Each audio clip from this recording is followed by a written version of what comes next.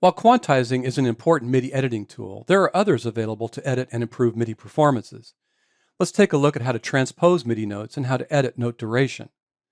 So I've got exercise 5 from chapter 5 open, and let's select the clip on the marimba bass track. So first of all, if you accidentally played the wrong pitch in a performance, you can fix that by selecting a note and just dragging it to the right pitch, like I'm doing here. Now another way that we could do the same thing would be to select the note and then just use your up and down arrow keys. So the up arrow will take it up a half step and the down arrow will take it a half step at a time. Now, we can also do that to a range of notes. For example, if I drag and close this group of notes, I can use my up and down arrow keys. And I can do the same thing to all of the pitches on one note by selecting that note over here in the piano roll and using my up and down arrow keys. Now, at times you're going to want to transpose things by a larger interval. And a common way to do that would be to transpose a clip up or down an octave. So if I select all the notes by going Command A, that would be Control A on a PC. Now I can transpose things up by going Shift up arrow. You'll notice that I'm now on A3 here. And by then going by Shift down arrow to take it back down an octave. We see we're back at A2.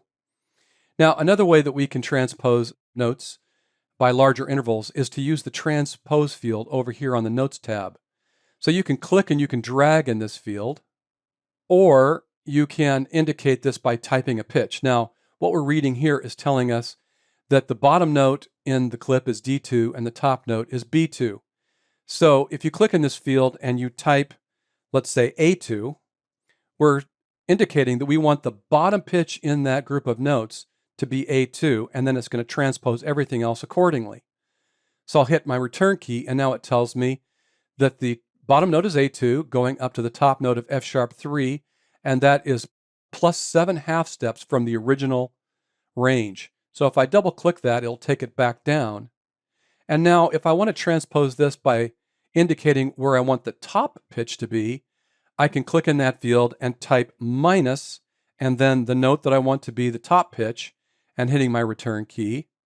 And now you'll see that the top pitch is B1 and the bottom pitch now is D1, and I've transposed it down minus 12 steps or 1 octave. Again, I'll double click that to bring that back up to the original pitch. Okay, let's go over to the buzz bass track and let's talk about note durations.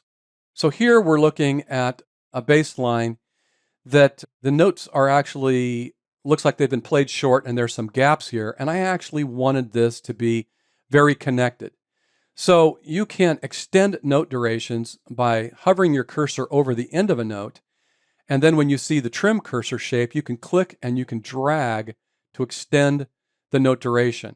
You can do the same thing on the start point on the left edge of the note by clicking and dragging where the note is starting.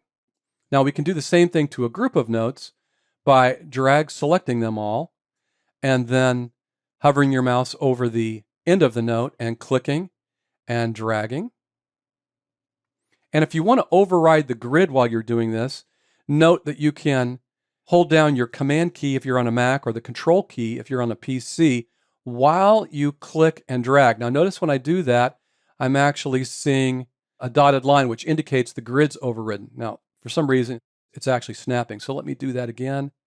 And now it's working. There we go. All right.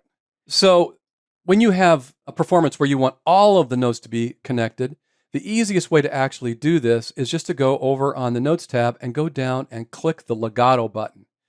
When you do that, you'll notice it extended the note durations until the beginning of the next note, and it did that for the entire clip. Now, I think that's what I wanted, but let's just check out and hear how that sounds now. All right, so they're all connected, and that's what I was looking for. All right, let's go back over to the marimba clip, and let me show you one other way that you might adjust note lengths.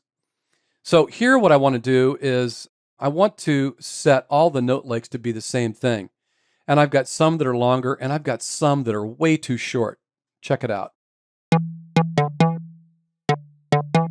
Right. So I need to fix that. So let's select all these notes. Again, that's going to be Command A. if you're on a Mac, or Control A if you're on a PC. And this time I'm going to open up the quantize settings dialog. So I'm going to go Command Shift U because I'm on a Mac. If you're on a PC, that's Control Shift U.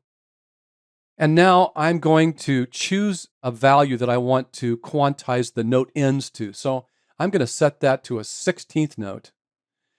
And I've got this set to note ends, so it's not going to adjust where the notes start, but it's going to extend or shorten the note ends to the closest 16th note. And I'm going to leave the amount or percentage at about 85%. That just means that this isn't going to be exact, but it's going to be close to a 16th note. And I'll go ahead and click OK.